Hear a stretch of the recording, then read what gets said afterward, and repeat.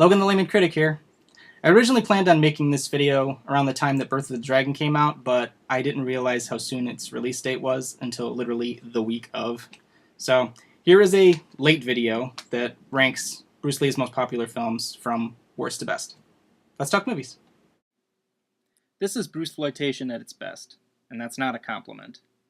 Raymond Chow and Robert Clouse took a fraction of an unfinished movie, completely changed the plot to suit the needs of their own, and used a combination of stand-in actors and footage from previous movies, as well as his funeral, to fool the audience into thinking that Bruce Lee was the star of this film.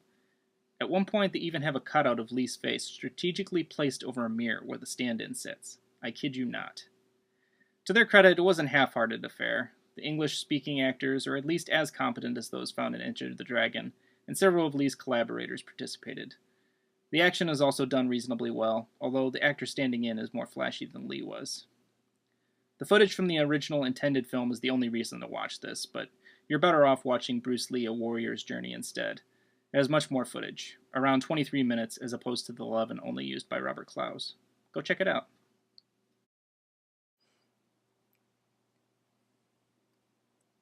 This is the first of two collaborations between director Lo Wei and Bruce Lee. The Big Boss is a big mess. The fight choreography is often uncoordinated, particularly when there's groups of people fighting. It's also over the top and very cartoonish. There's a guy that gets punched through a wall and it leaves an outline of his body. People jump freakishly high into the air, whether it's to avoid attack dogs or land kicks to the face. The edits are also unintentionally funny. There's unnecessarily long, lingering shots, or quick shots that are so quick that you wonder why they even bothered. I like the plot to The Big Boss. It centers around a blue-collar workforce stumbling onto a drug smuggling operation and getting systematically wiped out as a result, with Lee having to step in and set things right and take down the Big Boss. But it's not enough to save the movie from its largely undisciplined production. If you're a completist like myself, give it a watch. Otherwise, skip it. Oh, one more thing. The Cantonese language track features music cues from Pink Floyd songs. Don't know how that got by their lawyers. If any movie can be attributed to the explosion of martial arts in the West, it's Enter the Dragon.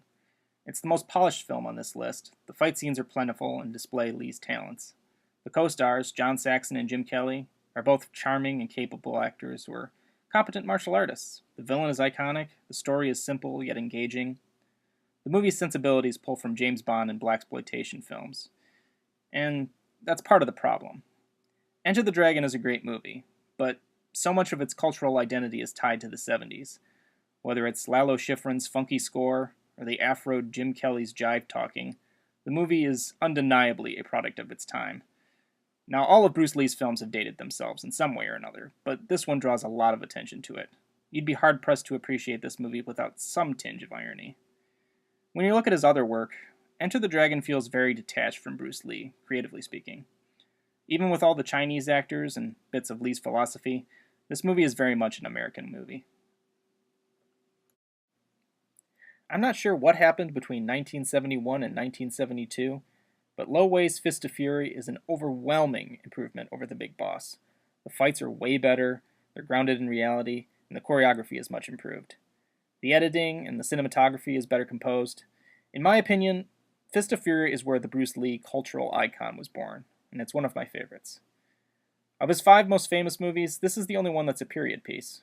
It's very loosely based and inspired by actual events. The story is about a bitter rivalry between Chinese and Japanese martial arts schools. Lee's teacher is murdered, and he sets out for revenge, but not without harsh consequences. The ending gives gravitas to an otherwise well-crafted martial arts film. Bruce Lee's directorial debut is notable for several other reasons other than just that. It's the first of his Big Five to contain prominent use of the English language. Second, it's the most lighthearted of the bunch, containing lots of great awkward comedic moments for Lee's character, Tang Lung.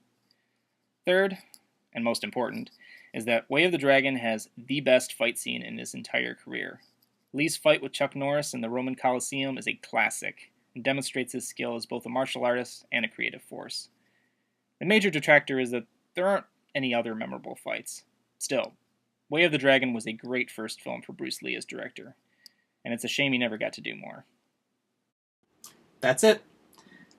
Bruce Lee's films aren't likely to be found in the annals of high art cinema, but they are nevertheless entertaining, and showed off the talents of a man that unfortunately had gone too soon. I hope you enjoyed this. Thanks for watching.